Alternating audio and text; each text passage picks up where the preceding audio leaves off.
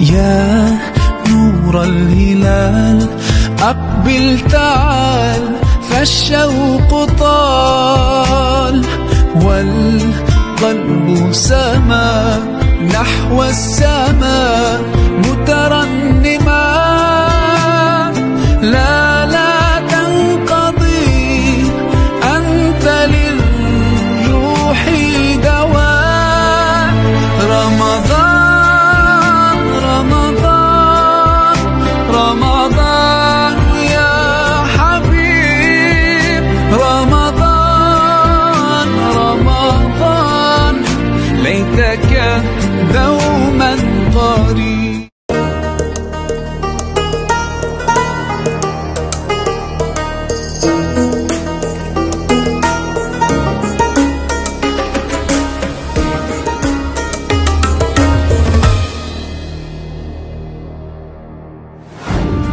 Assalamualaikum warahmatullahi wabarakatuh.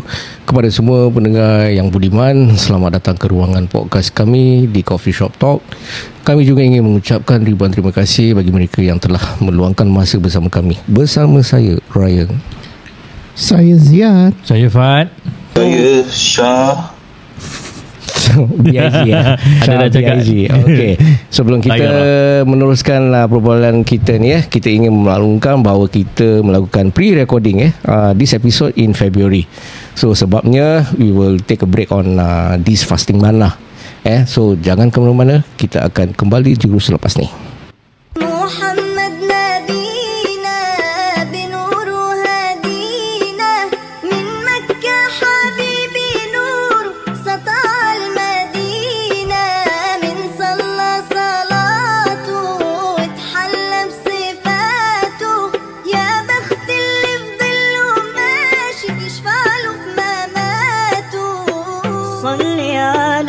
محمد السلام عليك يا رسول الله السلام عليك يا حبيبي يا نبي الله السلام عليك يا رسول الله السلام عليك يا حبيبي يا نبي الله يا رسول الله. Alhamdulillahirrabbilalamin. Wassalatu wassalamu ala asrafil anbiya'i wal mursalin Sayyidina Muhammadin wa ala alihi wa sahbihi ajma'in. Assalamualaikum. Waalaikumsalam. Waalaikumsalam. Terperanjat aku.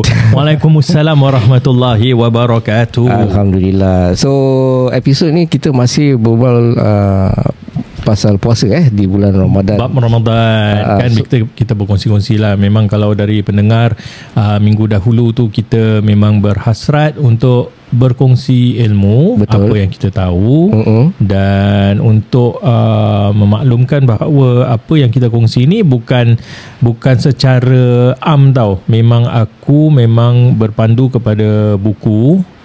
Buku dia just for everyone to know that ini syarah bagi matan Abi Suja' Fiqh Islam Madhab Syafi'i. Okay, daripada fikir lah kalau orang cakap fikir.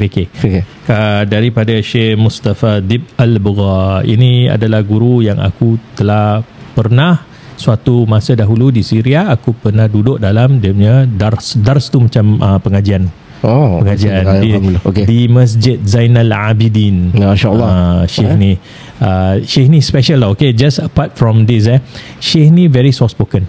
Is it? Jadi dia taktik, aku rasa lah taktik dia nanti ramai-ramai kalau ke Arab ni dia jarang pakai mic pasal dia punya echo dalam musola kuat kan. Jadi bila dia berbual naik suara dia kan. Tapi Syekh ni dia memang soft spoken. Jadi siapa yang nak tuntut ilmu daripada dia kena dengar betul-betul lah. Kena dekat dengan dia. Kena betul-betul kau pasang telinga kau. Kalau kau bangsa playful, habis lah, kau tak akan dengar. Jadi ni dia yes, this is one of the best tactics that aku tengok. Ni salah satu Syekh yang cara dia memang tactician lah. Dia tactical way and memang bermanfaat lah. I see. Aku tengok Ziad macam ada soalan. Ziad, apa soalan ke? Aku belum start. Ziad nak tanya aku soalan. Itu masalah ni. Macam ni kan? Ni bukan soalan. Ini aku nak share lah kan. bulan Ramadan ini bulan Suci.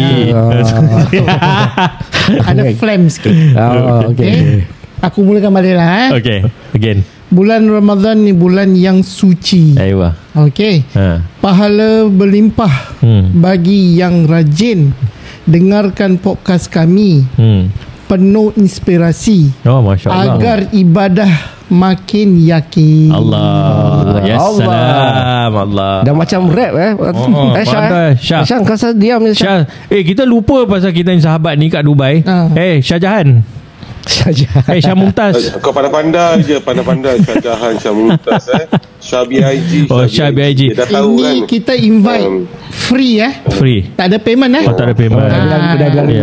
Disclaimer apa ni di bulan Ramadan ni kan aku nak mulakan dengan Assalamualaikum warahmatullahi taala wabarakatuh. Waalaikumsalam warahmatullahi. Bismillahirrahmanirrahim.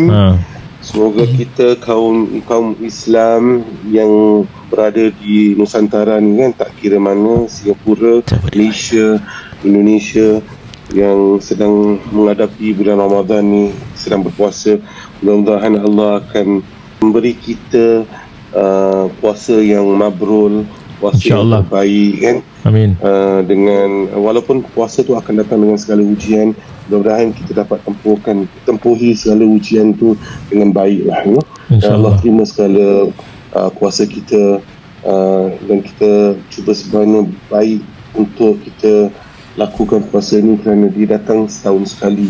Kita tak tahu yang kita akan dapat bertemu lagi dengan puasa yang akan datang. InsyaAllah ini adalah puasa yang terbaik untuk kita. Allah terima. InsyaAllah. Syah, kenapa kau alih-alih rasa macam kau punya cara berbual macam majlis orang nak merisik? Tak adalah, bukan merisik kan. Kita ni walaupun kita buat podcast ni, ada certain waktu ni kita nak beradab lah juga kan. Betul. Sementara ni kita lagi buat podcast ni untuk bulan Ramadan kan. I think adab tu paling penting lah. Betul. Jadi kita ni umur-umur yang dah senja ni kan, kita kena tunjukkan adab yang baik pada yang muda. Okey Fat, teruskan. Okey, yang bab lepas minggu lepas bab yang apa? Minggu lepas kita berkongsi mengenai syarat wajib puasa. Okey, so syarat wajib puasa tu apa? Satu, dia Islam dan sudah baligh, mukallaf. That mean boleh berfikir antara hak dan batil. That mean wrong or right I see. And then yang berakal tu mukallaf lah mukallaf. And then mampu berpuasa. Jadi di sini kemarin kita sebut mengenai kalau orang tak mampu berpuasa, which means mampu berpuasa yakni tak mampu berpuasa, yakni orang yang uzur. Selalu kita kaitkan dengan orang-orang tua. Orang-orang tua, orang yang tak boleh menahan, atau doktor diagnose dia with a severe illness where they have to, dorang perlu makan ubat specific timing. Kalau tak, everything goes haywire kan. Betul. Kerana darurat keadaan tu, masalah dia sebegitu, namun dia kena patuh perintah doktor ahlinya. Jadi dia excuse. However, dia kena sebaliknya, dia perlu bayar balik lah. Pasal kan aku sebut tentang Allah berfirman di dalam surah Al-Baqarah 184 yes, kutiba alaikumusiyam, diwajibkan kamu ditulis tu bermakna bukan tulis tulis, it has been written, so it has been ordained, it has been mandatory for you to fast kan. So kerana ini, jadi sebaliknya kalau orang tu tak boleh berpuasa, dia kena bayar balik. Jadi khusus kepada orang-orang yang uzur ni, yang berumur kita bukan cakap muda-muda ni muda-muda ni jalannya kau kena qada puasa tu. Tapi kalau yang uzur ni, kalau dia tak mampu qada, dia akan membayar fidyah. Okey. Sorry. Sekarang nak tanya, kalau tadi kau touch tentang yang youngsters yang muda-muda.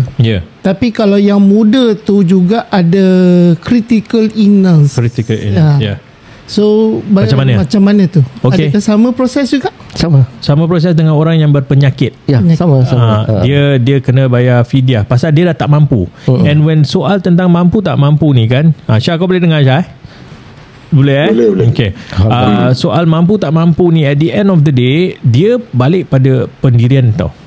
Kau je tahu kau mampu ke tak.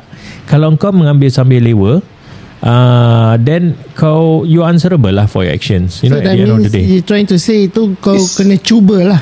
Kena cuba. Kau kena try. Mesti cuba. Kalau betul-betul sampai doktor kata no, you do not even attempt because your condition is not that I am chronic, getting involved in your religion and beliefs, but your illness is such a way that you need to take this medication. Without this medication on point, you will get a relapse. Something will happen. You will have a reaction. So therefore, kerana ahlinya seorang doktor kan, dia dah memberi kata putus macam itu, maka engkau tak boleh berpuasa. Walhal kau boleh berpuasa, tetapi kerana macam itu, pasal ada sebab lah. Kita kena antara maqasid syariah, kepentingan kehidupan ni, hifzul haya, kita kena to protect life and property macam gitu tau. You know, itu polis punya apa, dia punya what is it called lah, never mind lah. But the stand is macam itu. Hifzul haya ni kehidupan, kepentingan kita kena jaga. Disyariatkan dalam Islam untuk jaga kehidupan kita, kesihatan kita. Jadi kalau diberi nasihat oleh ahlinya sebegitu, then you jolly well have to listen. But kerana apa dia?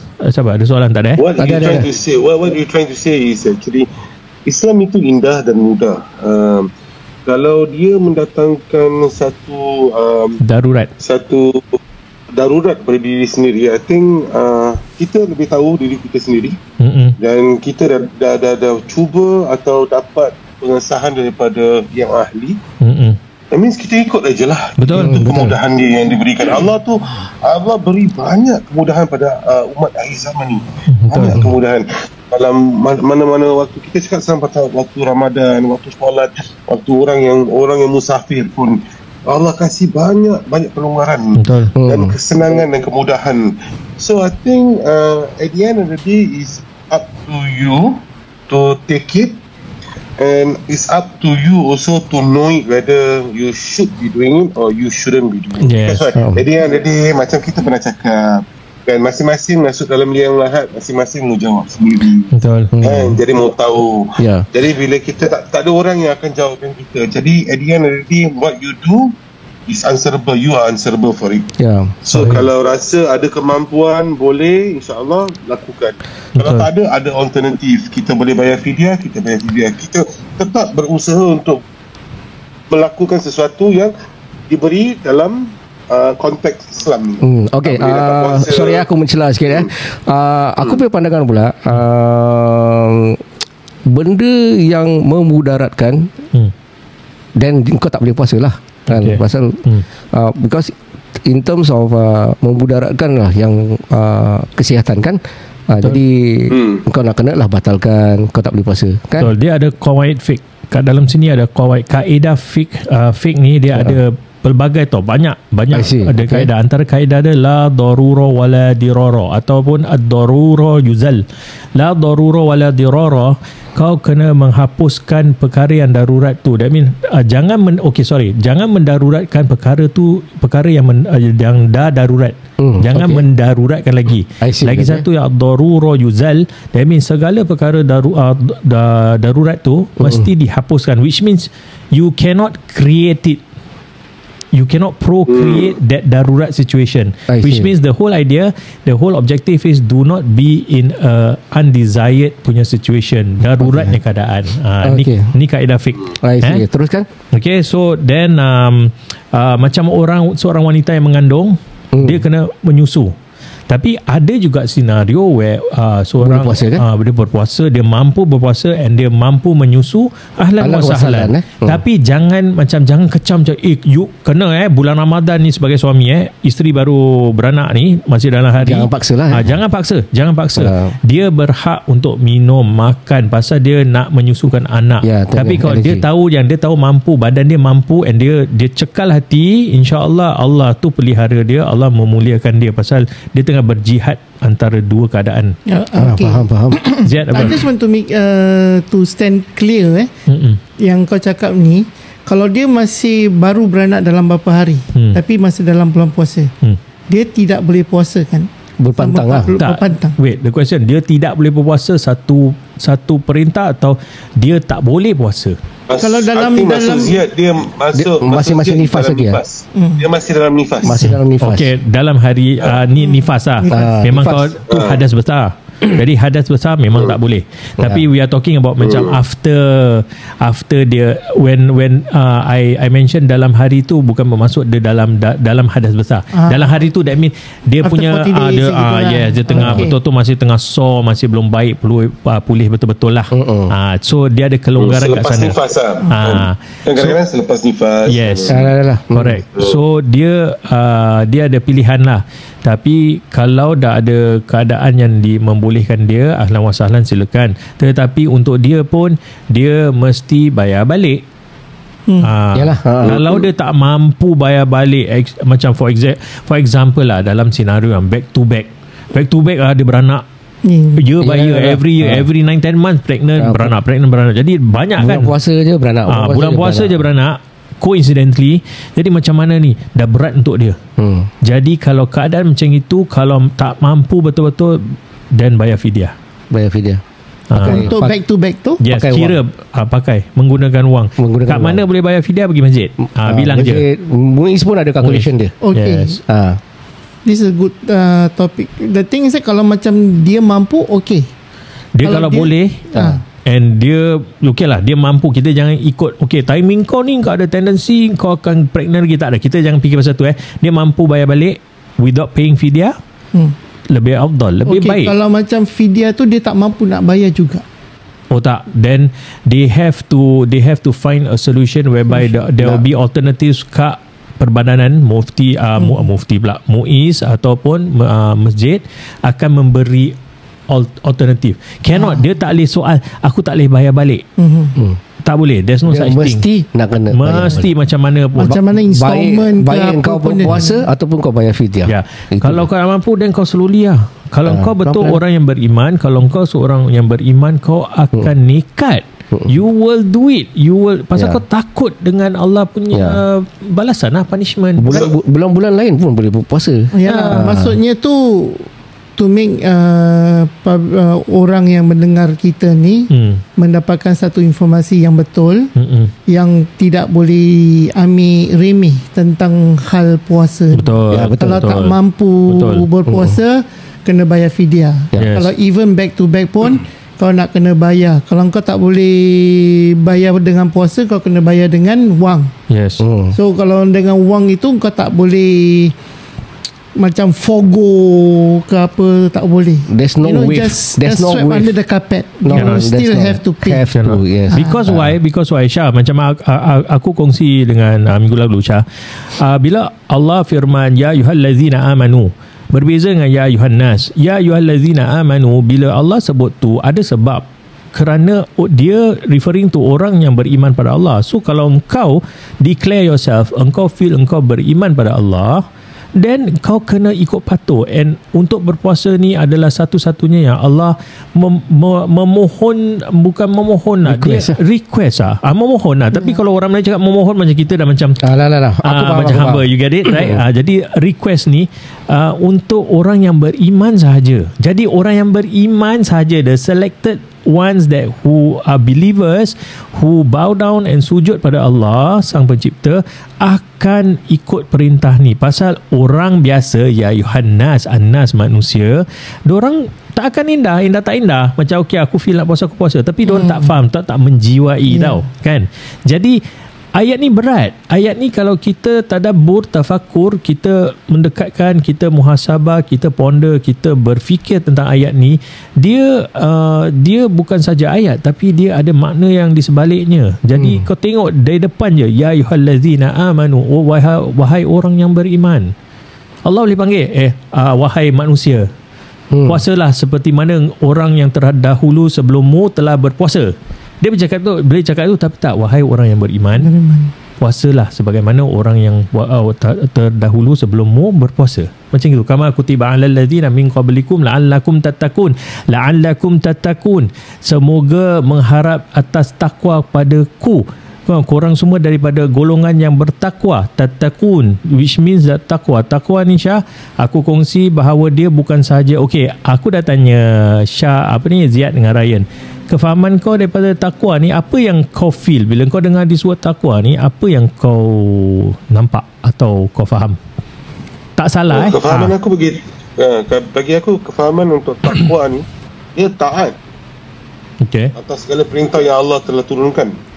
Dan Allah telah turunkan sesuatu perintah tu, dia tak dia tahu hamba dia punya kelemahan, dia tahu apa kehidupan cara hamba dia. Dia tak ada dia tahu yang hamba dia boleh melakukannya. To me, this is taqwa. Betul. Then up to the human right now to feel as a hamba, to be present, to feel that the faith of Islam, to be taqwa kepada Allah, dia harus menjalankan dia punya duty as a hamba lah. Okay. Like what I used to say before, kan, kita ni manusia, kita ada rukun Islam. Rukun Islam ada 5. Kita belum tahu lagi kita boleh pass itu 5 rukun Islam. Right? Dan puasa ini jatuh daripada satu kategori of rukun Islam. So bila kita nak tanya diri kita macam mana kita bertakwa kepada Allah, kita scan diri kita sendiri ya. Tengok dalam rukun iman, dalam rukun Islam ni kita dah buat belum? Betul. So dia punya fine definition of taqwa ni, betul cakap engkau, betul. Taat pada perintah Allah. Tapi bila kita pergi khutbah Jumaat, kan kita mendengar, kita pergi solat Jumaat, kita dengar khutbah, khatib akan cakap ittaqullah, kan? Ittaqullah sebenarnya kau memang kena taat by default, tapi kau tak akan taat sepenuh-penuhnya kalau kau tak ada ketakutan, rasa ketakutan, fear. Jadi takwa tu dia berserta dengan fear, ketakutan tau. That means kau takut dengan pencipta ni. Kau mesti ada takut baru kau akan taat tok-tok punya. Betul-betul genuine and sincere abiding servant of Allah. You know? Correct. Yes. I agree with you. Because takwa tu datang berserta dengan azab yang Allah akan turunkan pada sesuatu yang melanggar hukum Allah. Yes, kalau kau tak bertakwa, kalau kau tak taat dengan fear, without this fear, then ada chance kau tak akan bertakwa. Ada chance, ada masa kau tak akan bertakwa. Kau kena instill, kau kena menerapkan ketakutan tu kepada Allah Azza wa Jal. Jadi kau akan taat perintah Allah dengan niat yang ikhlas tau, yang sebenar-benarnya. Okay, so we go. Then aku teruskan Jadi dari situ kita tahu yang mampu berpuasa. Okay, so we go to rukun puasa. Rukun puasa, which means ini the pillars the pillars of fasting. So rukun puasa ada 4. Pertama sekali mestilah berniat. Niat tu, okay. Jadi niat tu dikerjakan sebelum terbit fajar, which means matahari, dan setiap hari ketika hendak berpuasa. Okay. Then ini ini aku akan kongsi dari hadis riwayat Daruqutni. Okay, perawi-perawinya semua thiqah ni, which means trustworthy, boleh dipercayai. Okay, di sini Allah telah Rasulullah SAW bersabda, barang siapa yang tidak berniat berpuasa pada malam hari sebelum terbit fajar, maka puasanya tidak sah. Okay, faham tak? Faham. Niat tu mesti datang the night itself. which means sebelum kau tidur ke apa, sebaik-baiknya sebelum terbit fajar, which means kalau go over after midnight pun, which means sebelum terbit fajar. Tak payah tension pasal kadang-kadang dia bahasa dia boleh memeningkan. Okey, pasal apa? Sorry aku mencelah. Ada niat-niat tu dia kata niat aku berpuasa pada hari ini. Okey. Tapi bila kau midnight tu dah ada hari lain pula kan. Jadi macam mana? Dia punya ayat tu hari ini tu valid ke tak valid ke macam mana?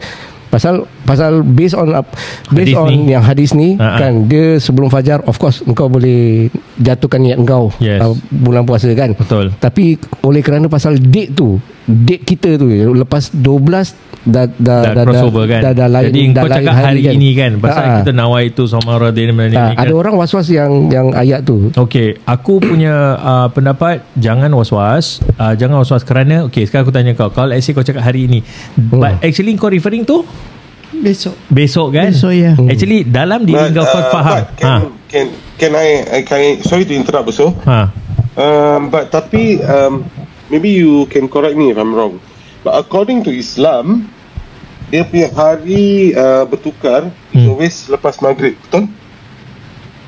Hari baru Islam tu selalunya selepas maghrib.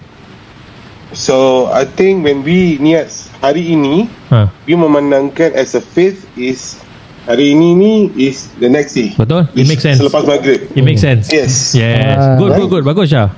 Mabruk. Mumtaz. Good. It makes sense because if you go from the angle, pasal kita tahu Islam kita meraihkan hari kita selepas maghrib kan. Jadi kalau niat tu memanglah selepas maghrib pasal kau tengah buka puasa, lepas tu kau nak puasa niat puasa untuk besok. Tetapi ayat dia untuk hari ini it links with Islamic calendar. I see. Faham. Tetapi kalau sekiranya orang tu was-was dia tak tahu konsep ni bagi aku senang, tanya balik orang tu, actually kau tengah niat untuk apa? Kau cakap ni bahasa Arab, mungkin kau tak faham bahasa Arab atau kau tak tengok je translation. Jadi tapi sebenarnya kau tengah niat untuk apa? Bila? Besok kan? Besok okey lah, dah. So, pasal niat dia ada dua tau dia bangsa hari-hari kita niat dengan sebulan sekali. Ada. Habis misal kata kalau engkau batal ialah ini untuk kaum Hawa bila diorang batal kerana haid kan, bila ialah dia dah niat sebulan, jadi dia nak apa niat dia after that haid, adakah dia akan niat based on hari-hari ataupun masih nak sebulan macam is doesn't tally dia tak inline. Can I give my sense of okay, niat sebulan ni to me when I practice it, I will do 2 niats before kita start mula berpuasa. The first thing, ulama ajar kita untuk niat berpuasa sebulan, and then we still do the niat daily also.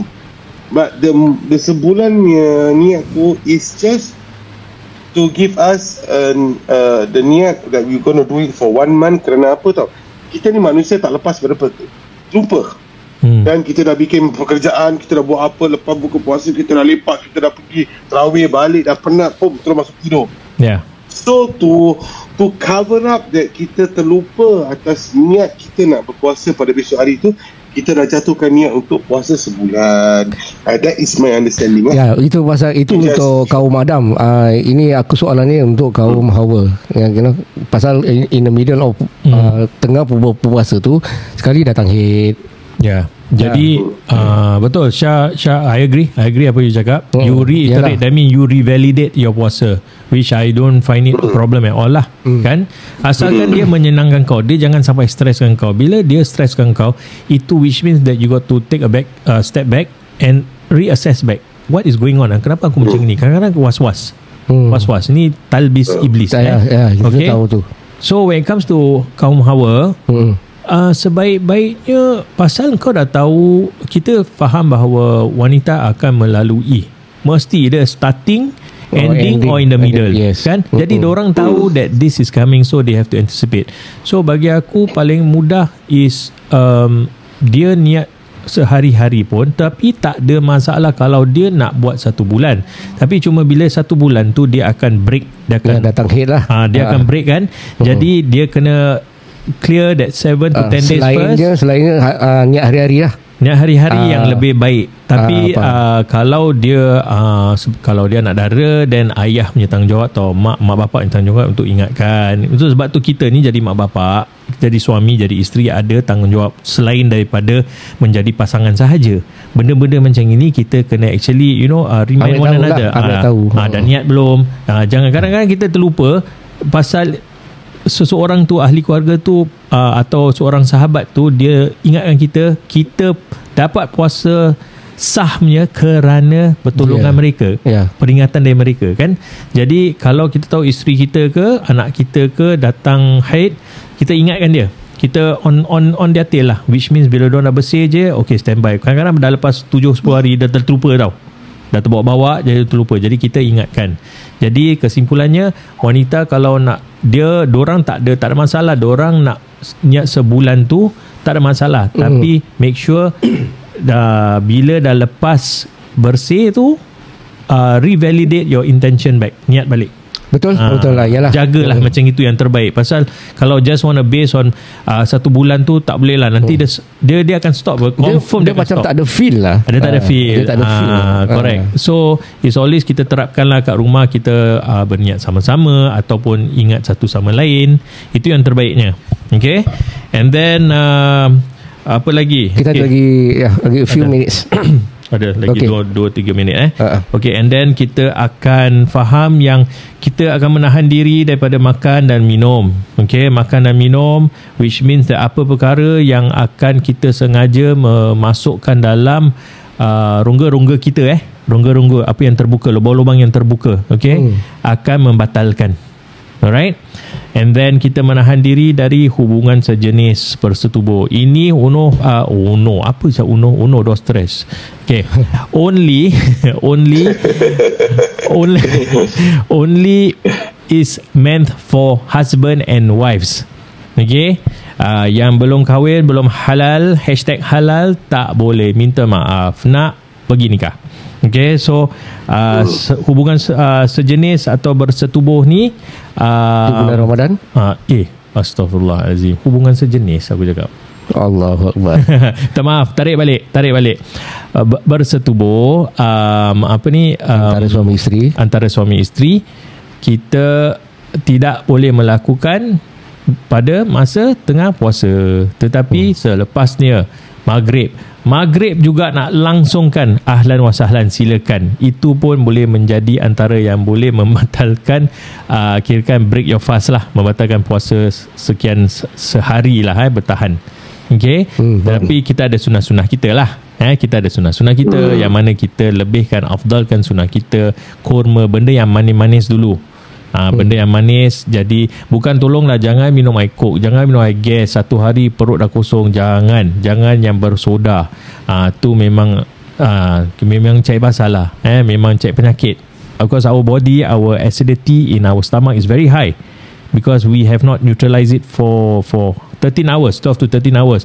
Come Mr. Coke into your body, akan terperanjat. Kadang-kadang orang yang kalah perut habis akan kena GERD, akan kena gastrik, akan kena flatulence lah, atau kembung perut. Kan tu kan mendaruratkan diri. Ikut sunnah lah, kurma 3 biji. Betul. Lepas tu minum susu. Betul. Kan. Ikutlah sunnah. Betul. Pasal dia ada kebaikan. Rasulullah ni SAW, dia ajar kita ni ada kebaikan semua. Ada kebaikan, bukan dia dalam segi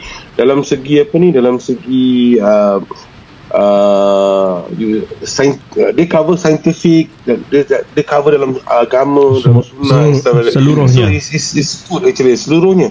So it's good, to just follow, to initially kan perut tu kosong, jadi masukkan minum susu dengan kurma.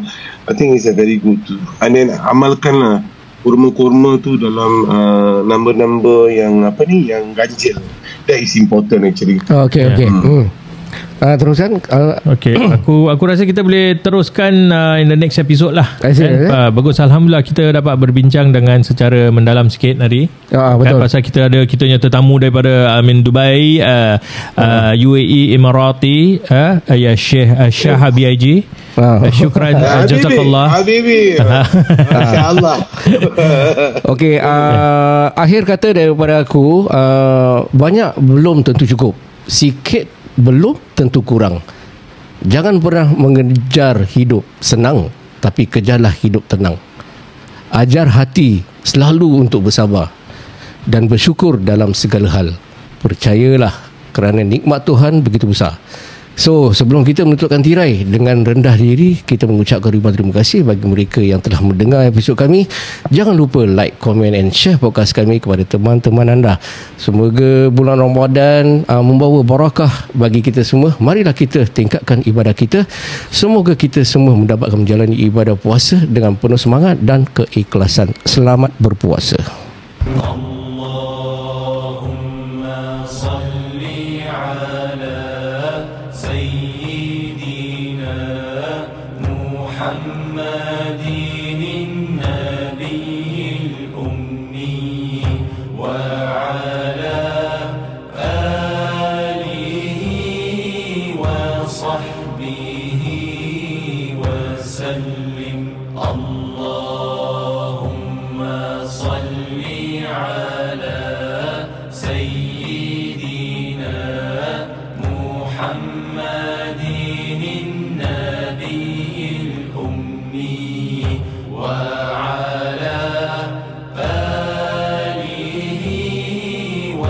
وصحبه وسلم.